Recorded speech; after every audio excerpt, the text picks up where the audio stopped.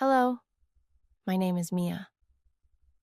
I never thought my life would spiral out of control the way it has. If you had asked me a few years ago, I would have told you I was living a dream, married to the love of my life, Charles, my first love. We were the kind of couple people admired and envied. Charles was everything I had ever wanted in a man. He was kind, devoted, and always putting my happiness above his own. Our wedding day still feels like a blur of magic and happiness. I remember looking into Charles's eyes as we exchanged our vows. I said to myself, "This is it, my forever." For 3 years, our marriage was nothing short of perfect, or at least I thought so. But then, everything started to unravel when Charles got that big promotion. At first, we were thrilled. He had worked so hard for it, and the opportunity to lead an international project felt like a dream come true for him. But it also meant 6 months away from me. 6 long months. I tried to be supportive, of course. I smiled, hugged him tightly, and told him it was a great chance for his career. "We'll be fine, Charles. Our love is strong enough," I said, trying to convince both of us. He promised to call every day, and at first, he did. But the time difference, his demanding schedule, and the growing silence in our house made me feel lonelier than I'd ever imagined. That's when Alexis began to show up more often. Alexis has always been Charles's best friend, his groomsman at our wedding, the one he trusted like a brother. He was around a lot those first few weeks after Charles left, bringing over groceries, fixing little things around the house, even keeping me company when I felt too lonely. I thought it was just him being thoughtful. I was grateful to him. But then, something changed. One evening, after we'd shared a bottle of wine, I noticed the way Alexis was looking at me. It wasn't the casual, friendly look of someone helping his best friend's wife. His gaze lingered, his eyes dark and unreadable. And then he said it, something I'll never forget. "Mia, you're so beautiful. I can't stop thinking about you." I froze when Alexis said those words. "You're so beautiful. I can't stop thinking about you." For a moment, I thought I had misheard him. This was Alexis, my husband's best friend, the man Charles trusted with everything. My stomach churned and my hands gripped the edge of the couch so tightly that my knuckles turned white. "Alexis, you shouldn't say that," I whispered, my voice trembling. But he didn't stop. He leaned closer, his gaze intense. "I can't help it, Mia. You're all I think about. I know this is wrong, but you're lonely, aren't you? Charles is gone and I'm here." His words shook something deep inside me, something I didn't want to admit. Yes, I was lonely. I missed Charles terribly. The silence in the house, the empty bed, the absence of his laughter. It was suffocating. Alexis's presence had been a comfort, but now it felt dangerous. "Please don't," I said again, trying to keep my voice firm. But then, he did something I didn't expect. He reached for my hand, and instead of pulling away, I let him hold it. I don't know why. Maybe it was the wine, or the way he looked at me like I was the only person in the world. Or maybe it was the deep, aching loneliness that had been building inside me since Charles left. And then it happened. Alexis leaned in and kissed me. It was soft at first, hesitant, as though he was waiting for me to push him away. But I didn't. I kissed him back. My mind screamed at me to stop, to push him away, to think of Charles. But my body betrayed me. When it was over, I sat in silence, staring at Alexis as the weight of what we had done hit me. "This can't happen again," I said firmly, more to myself than to him. But Alexis didn't look guilty. He didn't even look surprised. He just smiled and said, "You say that now, Mia. But I think we both know it's not the end." The days that followed were a blur of guilt and shame. I couldn't believe what I had done. Every time I looked in the mirror, I felt like a stranger. Charles had only been gone a few months, and I had already betrayed him in the worst way possible. I tried to avoid Alexis, but he wouldn't let me. He texted constantly, asking to see me. When I didn't reply, he showed up at my door unannounced. "We need to talk," he said one evening, standing in the doorway with that same confident smile. I wanted to slam the door in his face, but my trembling hands betrayed me. "Alexis, this was a mistake," I said, my voice shaking. "It can't happen again. I love Charles." "I know you do," he said, stepping inside and closing the door behind him. "But what happened between us wasn't just a mistake, Mia. I know you felt it too. Don't deny it." I didn't know what to say. Part of me wanted to scream at him, to tell him to leave and never come back. But another part of me, a darker, weaker part, couldn't deny that he was right. I had felt something that night, and that terrified me. Just when I thought I had found the strength to end things, Alexis leaned closer and whispered, "If you really want me to stay away, I will. But if you're honest with yourself, Mia, you'll know that this isn't over. And when you need me again, you'll know where to find me." With that, he left, leaving me standing in the middle of my living room, my heart pounding with fear and confusion. For weeks, I tried to put that night behind me. I focused on keeping things normal, calls with Charles, work, and anything that kept my mind occupied. Charles sounded so excited about his project whenever we spoke.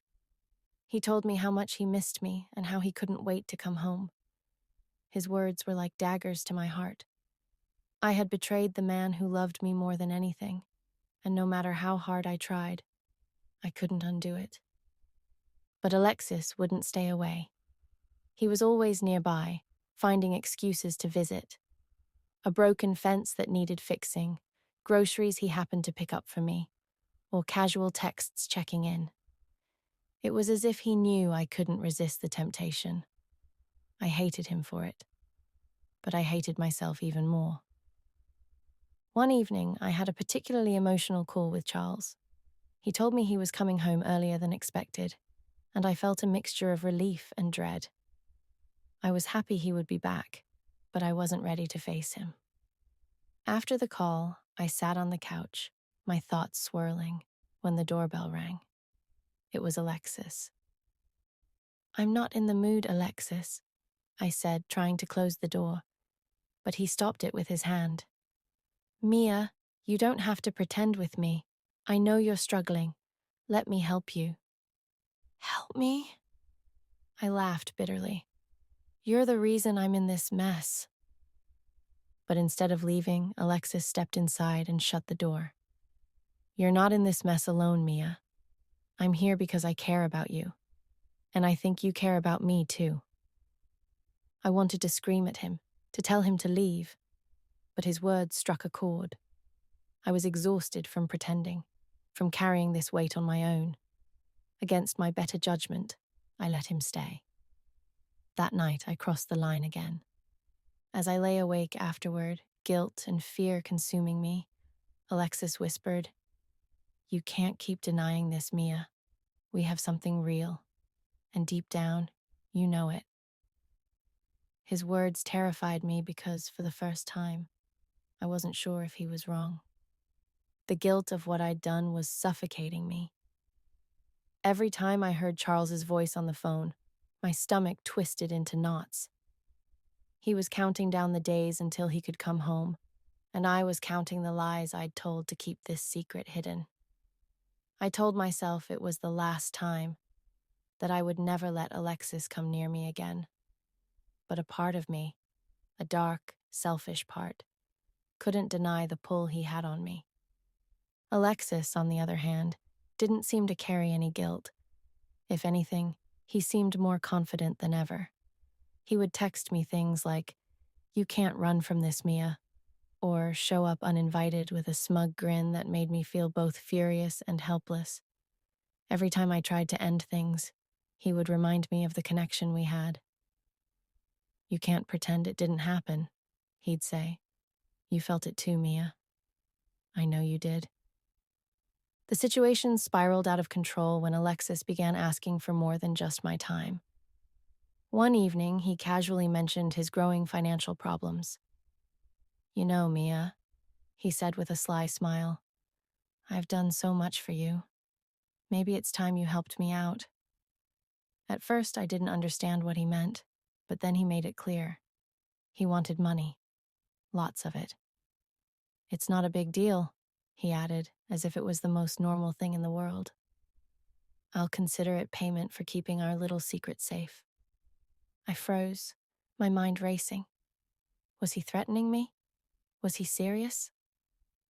Alexis leaned closer, his voice low and dangerous. "You wouldn't want Charles to find out, would you?" My heart pounded as I realized the power he now held over me.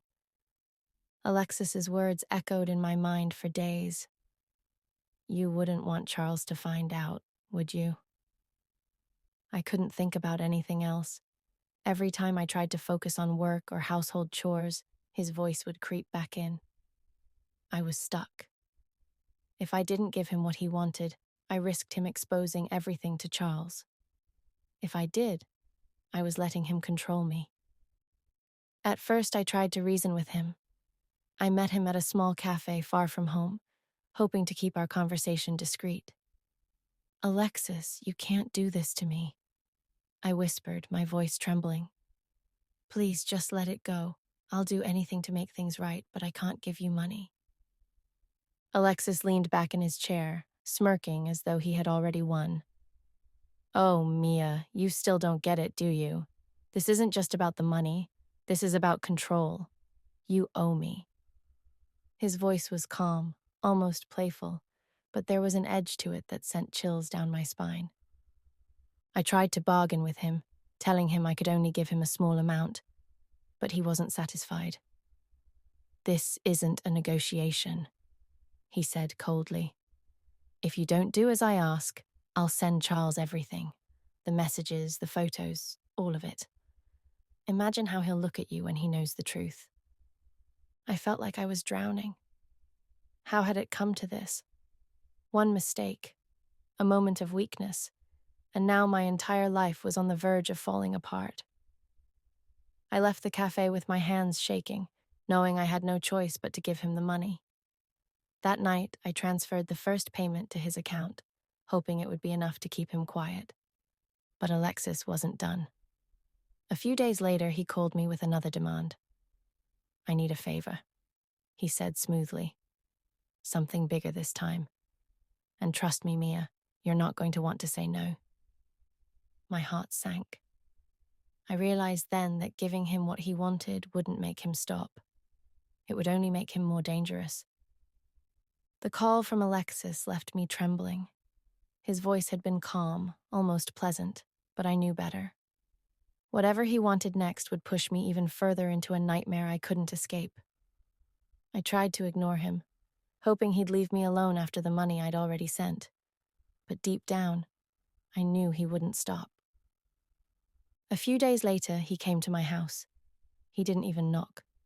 He let himself in like he owned the place, his confidence both infuriating and terrifying. "Mia, we need to talk," he said, sitting down casually on my couch. I stood frozen in the doorway, my heart pounding. "What do you want now, Alexis?" I asked, my voice barely steady. He smiled as though amused by my attempt to stand up to him. "Relax. It's nothing too difficult. For now." He leaned forward, his tone dropping. "I need you to deliver a package for me. No questions asked.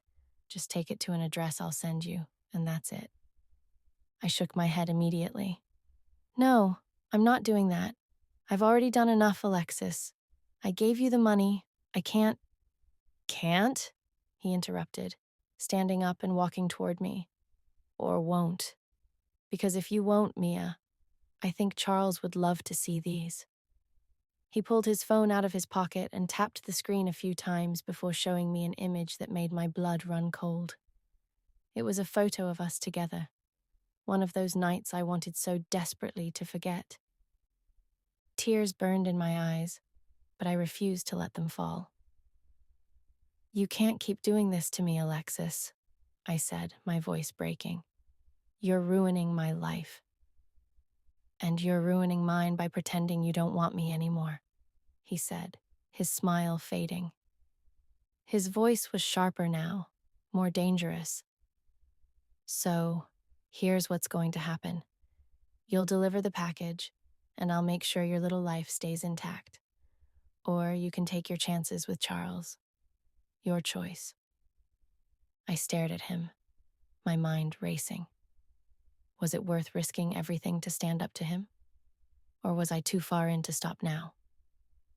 Alexis smirked as though he already knew my answer. "You're smart, Mia. I know you'll do the right thing." And with that, he left, leaving me to wonder how much worse things could get. If you enjoyed this story, please like, subscribe, and share. Stay tuned for part 2.